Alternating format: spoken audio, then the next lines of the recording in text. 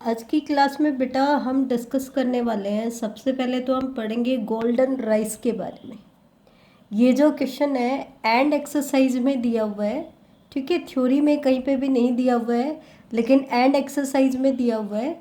तो कोई भी बायोटेक का प्रोसीजर करने से पहले हमें 3-4 चीज़ें पता होनी चाहिए। क्या क्या? कि डोनर ऑर्गेनिज्म क्या है, क्योंकि ये चीज़ें अगर आपको याद है तो आप अपने आप भी लिख सकते हैं, क्योंकि बायोटेक का बेसिक प्रोसीजर आप पढ़ चुके हो।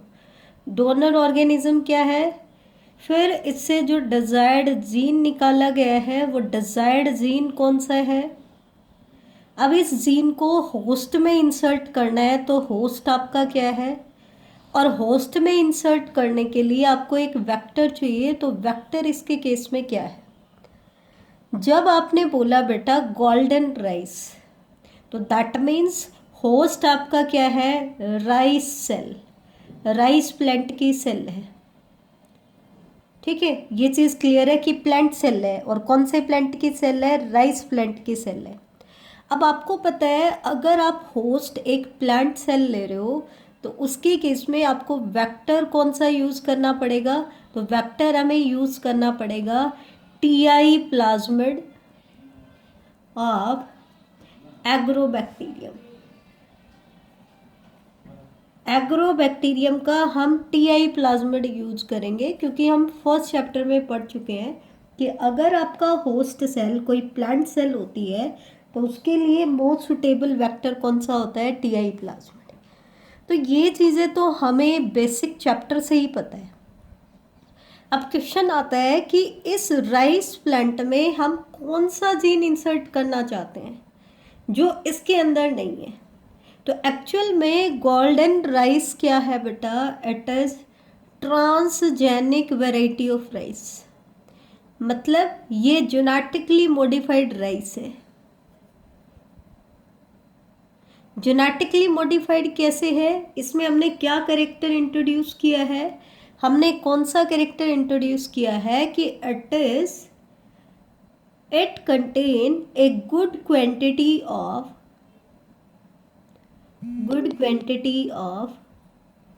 Beta carotene.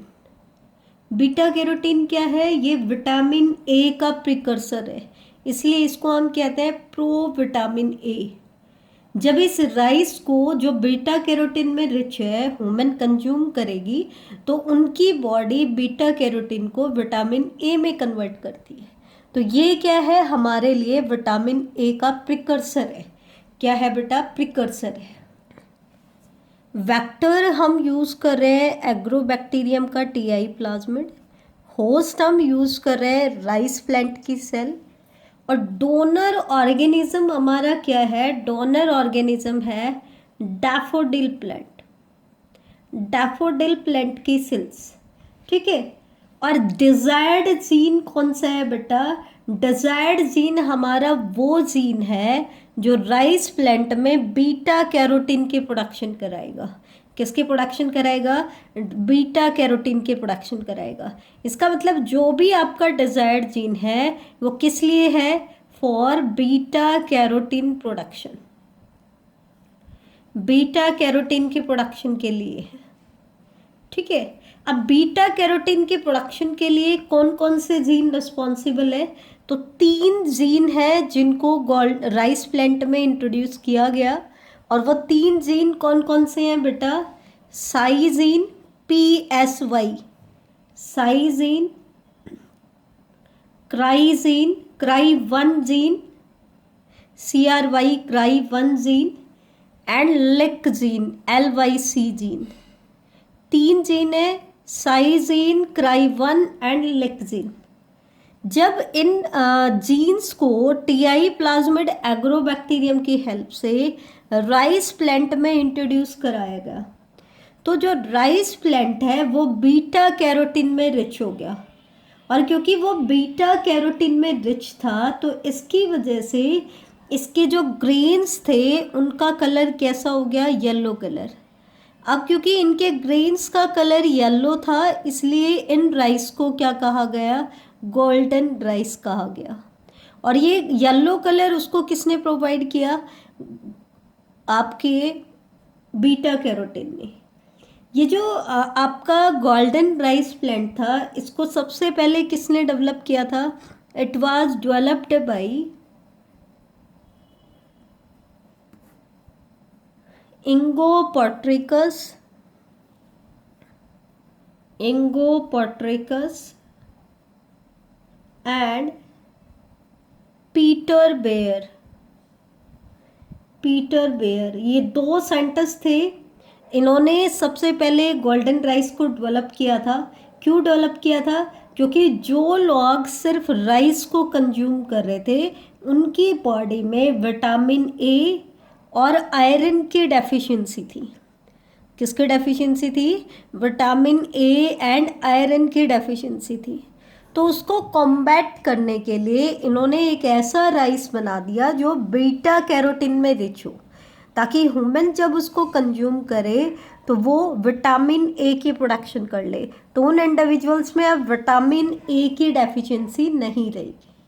जो गोल्डन राइस जो प्लांट था बेटा, it has 2 times more pro vitamin A.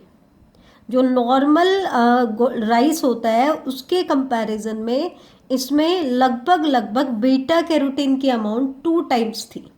और एक चीज़ और डिफरेंस थी क्या? नॉर्मली प्लांट में प्रो विटामिन ए मतलब बीटा कैरोटीन कहाँ प्रेजेंट होता है? लीफ में। लेकिन इन्होंने क्या कराया, गोल्डन राइस में ये प्रो विटामिन ए प्रोड्यूस किया गया उनके एंडोस्पर्म में। क्योंकि एंडोस्पर्म पार्ट को हम कंज्यूम कर रहे हैं, ग्रेन को हम कंज्यूम कर रहे हैं, तो उसमें एंडोस्पर्म पार्ट भी आता है। तो इन्होंने प्रो विटामिन ए की प्रोडक्शन किस में कराई? एंडोस्पर्म में इसकी प्रोडक्शन कराई। ध्यान से सुनना, गोल्डन राइस में नॉर्मल राइस के कंपैरिजन में 2 times ज़्यादा प्रो विटामिन ए था। और दूसरा डिफरेंस क्या था? सिर्फ 2 times से ही ज़्यादा नहीं था, साथ में नॉर्मली जो राइस प्लांट था वो लीफ के अंदर प्रो विटामिन ए की प्रोडक्शन करता है, लेकिन गोल्डन राइस में प्रो विटामिन ए की प्रोडक्शन किस में कराई गई बेटा? एंडोस्पर्म में कराएगी। किस में कराएगी? एंडोस्पर्म में।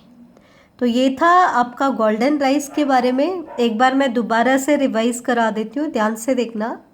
गोल्डन राइस को डेवलप किया इंगो Potrykus and Peter bear scientist ने। 2 साइंटिस्ट थे, इंगो Potrykus and Peter bear.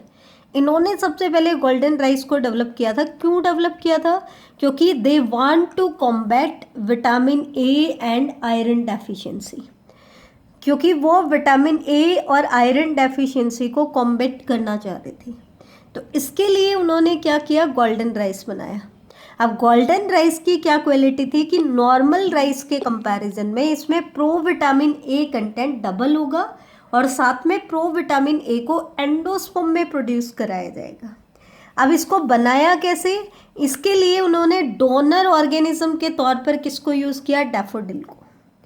Daffodil में से 3 जीन्स को आइसोलेट कराया और ये 3 जीन रिस्पॉन्सिबल थे बीटा कैरोटीन के प्रोडक्शन के लिए। कौन कौन से जीन थे? साइजीन, क्राइवन एंड लिक्जीन। इन 3 जीन को उसने आइसोलेट कराया with the help of restriction endonuclease enzyme की हेल्प से। फिर उसने क्या किया? टीआई प्लाज्मिड लिया एग्रोबैक्टीरियम का, उसको सेम रेस्ट्रिक्शन एंजाइम से कट किया और फिर डीएनए लाइगेज की हेल्प से इन जीन को उसमें इंट्रोड्यूस कराया। और फिर उसने क्या किया? रिकॉम्बिनेंट डीएनए को ट्रांसफॉर्म कराया किसमें? होस्ट सेल में। और उस होस्ट सेल को सिलेक्ट कर लिया जिसके अंदर आपका ट्रांसफॉर्मेशन हो चुका है। अब उस होस्ट सेल को टिश्यू कल्चर की हेल्प से हम क्या करेंगे? पूरे के पूरे प्लांट में मॉडिफाई करेंगे। ध्यान देना, यहाँ पर हमने ट्रांसफ़र किया है सेल में, फिर या तो हम उसको टिश्यू की कल्चर की हेल्प से उसको पूरे प्लांट में मॉडिफाई करेंगे। अब जो प्लांट बनेगा उसके ग्रेन्स का कलर येलो होगा। क्यों? क्योंकि वो ग्रेन्स बीटा कैरोटीन में रिच होंगे। अगर इसका डायग्रामेटिक व्यू पूछ ले आपसे तो हम बिल्कुल आसानी से बता सकते हैं। कैसे? ये है आपका डोनर ऑर्गेनिज्म, ठीक है? ये डोनर ऑर्गेनिज्म की कोई भी सेल है और ये है इसका टोटल डीएनए कंटेंट। तो हमने सबसे पहले सेल को लाइज कराया और इसके टोटल डीएनए कंटेंट को बाहर निकाल लिया। फिर इसके केस में हमने डिजायर्ड जीन को ढूंढा। मान लो ये तीनों जीन इस रीजन में आ रहे हैं, तो हमने इसको क्या किया, रेस्ट्रिक्शन एंडोन्यूक्लियस एंजाइम से कट किया और आपके डिजायर्ड जीन को ऑब्टेन कर लिया। ये आपका डिजायर्ड जीन आ गया। यहाँ पे डिजायर्ड जीन क्या है ये आप मेंशन कर दोगे। 3 जीन है, साई, क्राई1 एंड लिक जीन। तो ये डिजायर्ड जीन है, इनको हमने आइसोलेट कर लिया।